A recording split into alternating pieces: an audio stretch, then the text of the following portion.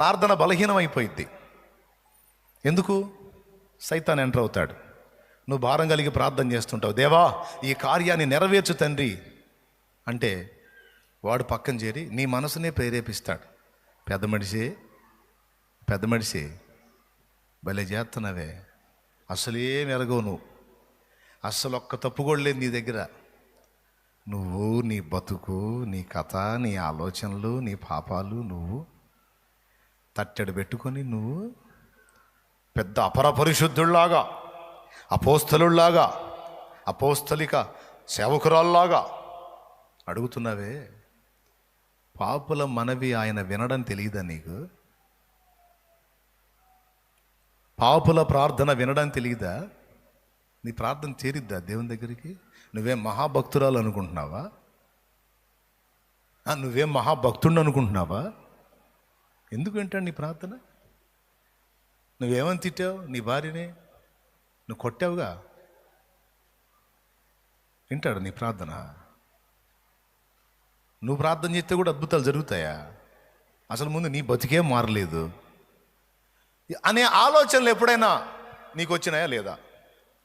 వస్తే చేతులు ఎత్తు.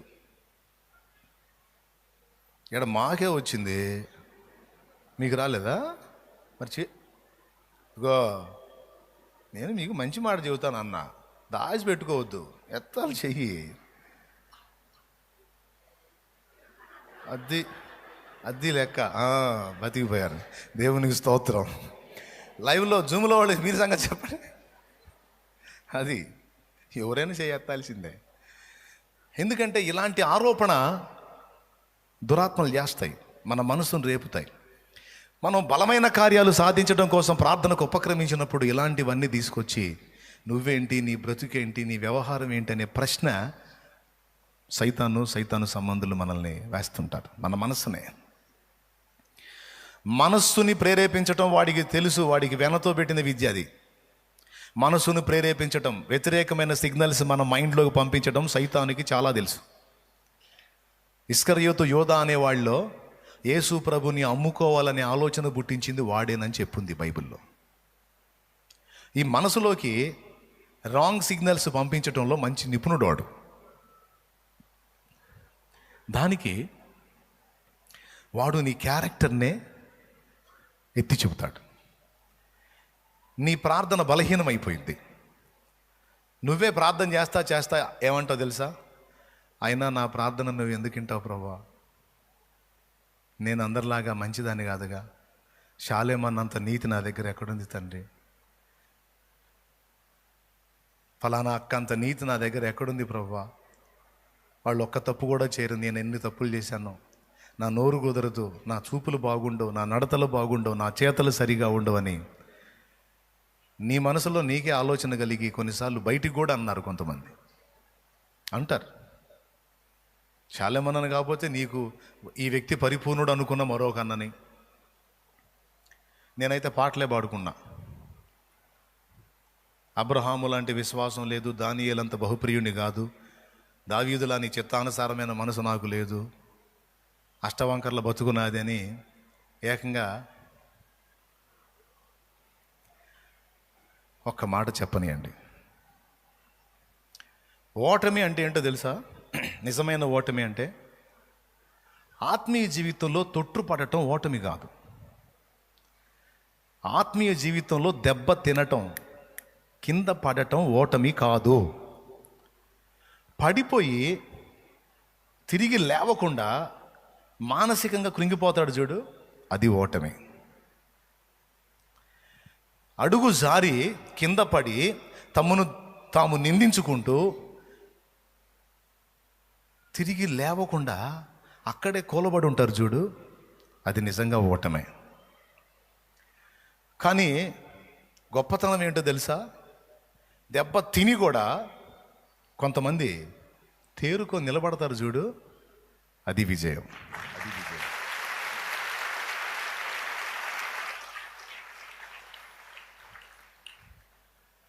కోడి పందాలు 2 రకాలు ఉంటాయి. కొన్ని కోళ్ళకి కత్తి తగిలితే ఇక కూర్చొని లేగవు, ఇక కత్తి తగలనంత వరకు ఎగిరెగిరి కొడుతుంటుంది ఎదురుకోడిని.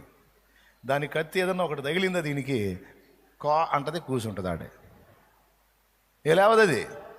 కానీ కొన్ని కోళ్ళు అట్లా కాదు, దెబ్బ తగిలే కొద్దీ రేగుతూ ఉంటుంది అది. ఇప్పుడు నేను చెబుతుంది ఏంటంటే, దెబ్బని పొందటంగా దెబ్బ తగిలింది ఓకే. కొంతమందికి వ్యాపారాల్లో దెబ్బ తగిలిద్ది, కొంతమందికి వాళ్ళ చదువులో దెబ్బ తగిలిద్ది, ఎగ్జామ్లో దెబ్బ తగిలిద్ది, కొంతమందికి ఉద్యోగాలు ఏదో ఊహించారు ఆశించారు దెబ్బ తగిలింది అందలా, కొంతమందికి ఏదో ప్రయత్నాలు చేశారు పొలం వేశారు దెబ్బ తగిలింది. నా పాయింట్ ఏంటంటే, దెబ్బ తగిలింది, తగిలిన నీవు అక్కడే కూర్చుంటావా, తేరుకొని లెగుస్తావా?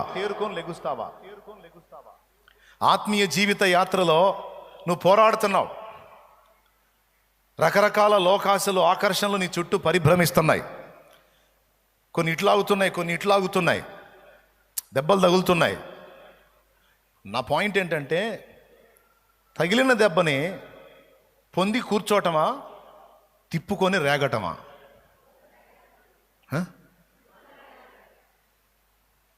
అది దేవుడు చెప్తున్న మాట. అది వీరుడి లక్షణం. అది వీరుడి లక్షణం. దెబ్బ తగలగానే వీరుడు కాస్త భీరుడైపోకూడదు. నిజంగా వీరుడు ఏం చేస్తాడో తెలుసా? దెబ్బ తగిలితే ఏ కారణాన్ని బట్టి దెబ్బ తగిలిందో ఎరిగి మరోసారి ఆ దెబ్బ తనకు తగలకుండానట్లు తప్పించుకొని తిరిగి తేరుకొని లేచి మళ్ళా యుద్ధం ప్రకటిస్తాడు. అది వీరత్వం. హల్లెలూయా.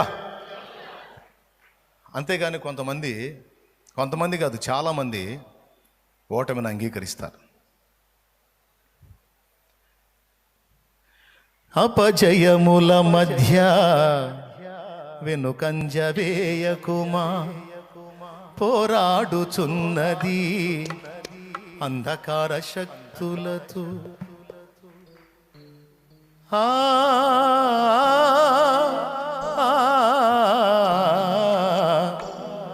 అపజయముల మధ్య వెనుకంజ వేయకుమా, పోరాడుచున్నది అంధకార శక్తులతో.